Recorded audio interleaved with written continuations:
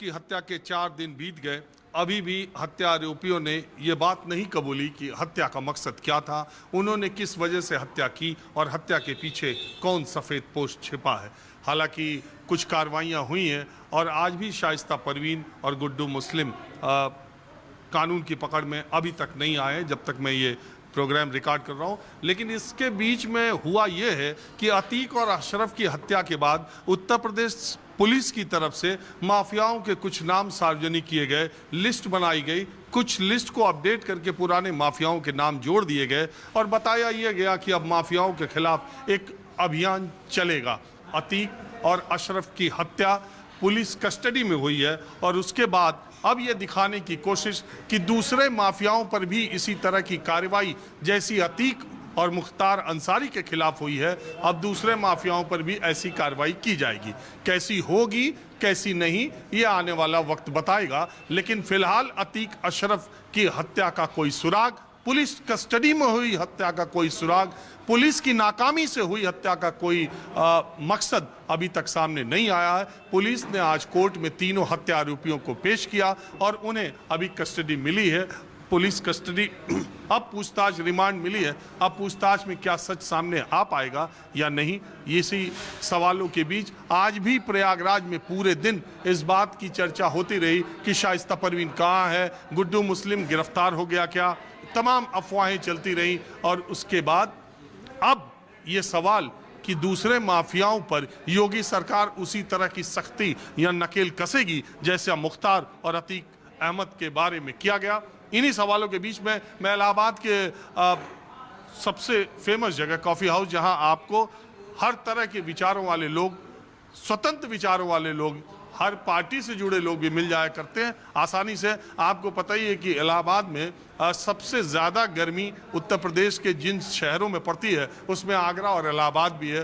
तो मैं पूरी कोशिश दिन में करता हूं कि कई लोगों से मिलूं और बातचीत करूं, लेकिन बहुत कम लोग मिलते जुलते हैं। अभी भी जिस वक्त मैं ये रिकॉर्ड कर रहा हूँ तापमान बहुत ज़्यादा है, तो मैं कॉफ़ी हाउस में कुछ लोग यहाँ पर थे तो मैंने सोचा यहीं से शुरुआत की जाए। सबसे पहले मैं आप ही से पूछता हूँ, जो मैंने बात कही, आपको लगता है कि यूपी सरकार ने दबाव में या ये दिखाने में कि अब बाकी माफियाओं के खिलाफ भी कार्रवाई होगी, तो आपको लगता होगी या ये अभी का इंस्टेंट रिएक्शन है? देखिए रंजन जी, ऐसा है कि आप लोग तो पत्रकार हो, जो विषय आपको अच्छा लगता है उसी को आप पकड़ते हो। जिस दिन मारे गए हैं ये दोनों यहाँ इनकाउंटर में, या जो लोग उन्होंने मारा, उसके ठीक एक दिन पहले बरेली या बिजनौर में एक संजय सिंह राणा मारा गया है।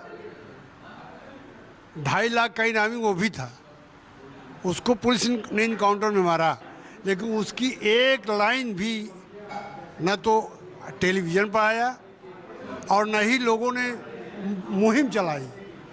तो ये तो आपकी अपनी इच्छा है, आप लोग क्या चलाते हैं। नहीं, आप कहना क्या चाह रहे हैं? जो आपने सवाल पूछा कि क्या औरों पर भी कार्रवाई होगी कि नहीं होगी, ये सवाल है ना आपका, कि और जो हैं बदमाश उन पर कार्रवाई उसी तरह से होगी कि नहीं होगी, यही तो आपने पूछा है।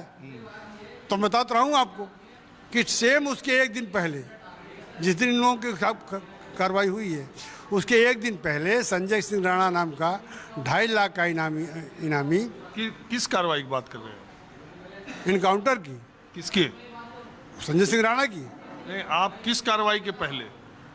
ये जो आप अतीक और अशरफ की। तो इसको पुलिस ने मारा ना, और संजय राणा को पुलिस ने मारा। दोनों में फर्क? बिल्कुल फर्क है।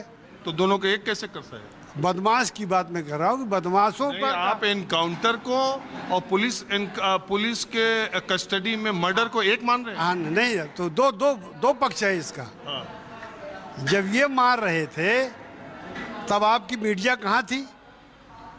तब क्यों आप नहीं दिखा रहे थे? हमने दिखाया कि अतीक बहुत बड़े फकीर हैं। ये आपने आज दिखाया है, लेकिन जब वो लोग मारे जा रहे थे तब आप क्यों नहीं दिखा रहे थे, और आपकी मीडिया क्यों नहीं दिखा रही थी? एक नहीं, सैकड़ों लोग मारे गए, सैकड़ों का घर उजाड़ा गया, सैकड़ों की ज़मीन चली गई। एक जिसको भी जिस ज़मीन को उसने देखा और जो उसको पसंद आई, वो चाहे होटल हो, चाहे वो मकान हो, चाहे वो ज़मीन हो, सब। एक बात मैं आपको बता दूं, आप सारी चीजों का जिम्मेदार मीडिया को मानिए। नहीं, हमको नहीं, मीडिया को। मैं मीडिया पे भी मान लो, आप उसको जिम्मेदार मान लें, वो ठीक है। लेकिन सुनिए, आप एक बार भी नहीं कह सकते कि मीडिया ने अतीक अहमद को बहुत बड़ा संत, बहुत बड़ा साधु, बहुत बड़ा फकीर बताया था। मीडिया ने बार बार बताया था कि अतीक अहमद पर कितने मुकदमे हैं, बार बार किया था। और पिछले 5 सालों में जो कार्रवाई अतीक अहमद के खिलाफ हुई वो आपके सामने है। मेरा सवाल सिर्फ इतना है कि जो आज लिस्ट अतीक और अशरफ के पुलिस कस्टडी में मारे जाने के बाद रिलीज की जा रही है, वो इसके पहले क्यों नहीं रिलीज हुई? और सुनिए, और अगर रिलीज हुई तो उसी तरह की कार्रवाई जैसी अतीक और मुख्तार की हुई, बाकी लोगों की हुई? पहले भी रिलीज हुई है और पहले भी कार्रवाई हुई है। दुर्भाग्य ही यही है कि वहां आपका कैमरा नहीं पहुंचता, वहां आपका कैमरा नहीं जाता। कैमरा केवल वहीं जाता है जिसको आप लोग हाईलाइट करना चाहते हैं। हिंदुस्तान की मीडिया जो है 24 घंटे यहाँ से लेकर साबरमती तक, साबरमती से लेकर प्रयागराज तक दौड़ रही है। कौन सा ये क्या कहते हैं, वो स्वतंत्रता संग्राम सेनानी था? तो नहीं जाना चाहिए था? बिल्कुल नहीं जाना चाहिए था। ये मीडिया दिखाना चाहिए? ये मीडिया का यही काम है। तो क्या दिखाना चाहिए था? अरे और भी और कोई विषय नहीं था। अडानी दिखाना चाहिए था? पूरे बिल्कुल दिखाइए अडानी को, अडानी को दिखाइए आप। अडानी कोई क्रिमिनल है क्या? आप दिखाइए उसको कि वो क्या है क्या नहीं है, और अगर गलत किया है तो उसको भी सजा मिलनी चाहिए।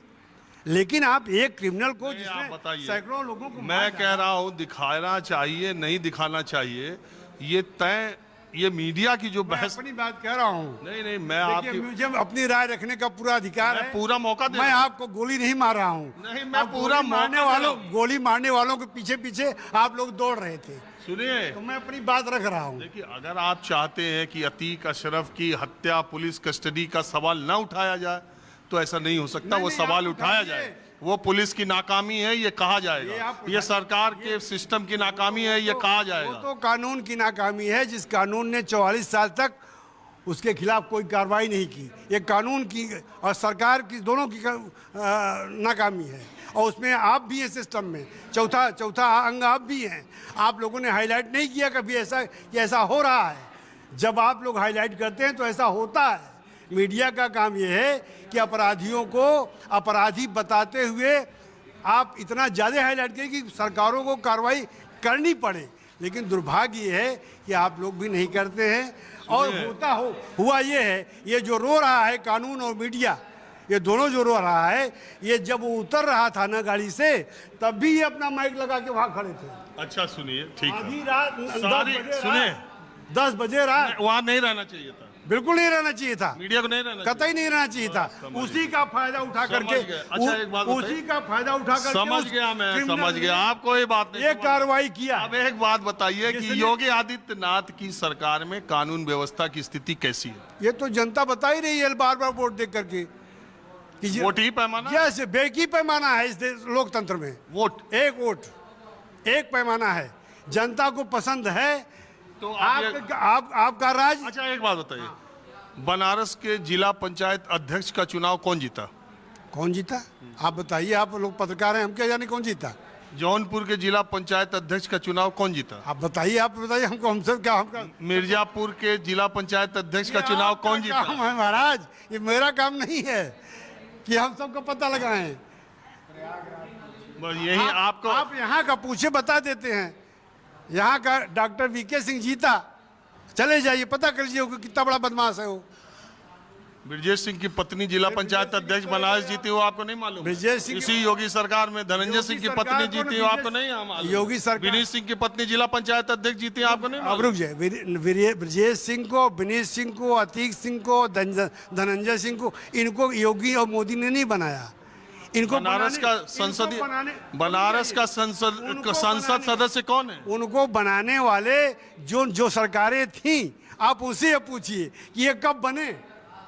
आज ये बन रहे हैं अपनी औकात से।